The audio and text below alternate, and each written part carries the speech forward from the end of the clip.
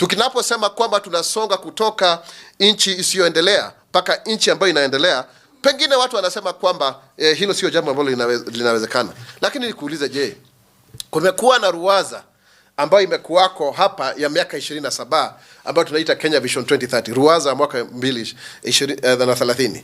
Hii ruwaza ilikuwa inaangazia kwamba tutoke katika nchi ambayo ni ya chini sana mpaka nchi ya kiasi cha wastani, from least developed country to a middle income country.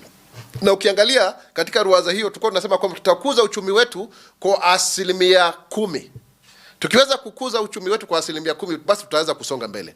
Lakini fauka ya mwaka wa 2007 ambao uchumi wetu ulikuwa kwa 7.3, tumekuwa tukikua kwa kiasi cha 5%. Kwa ukijumuisha. Sasa inamaanisha nini? Tumeweza kusonga au tujaweza kusonga? Tumeweza kusonga, ndivyo. Tumetoka katika nchi ambayo haijaendelea mpaka nchi ambayo inaitwa low middle income economy. Yaani ambayo ni nchi ambayo imekuwa kwa wastani lakini katika kiwango cha chini. Kumaanisha inawezekana. Tumebakisha miaka 5.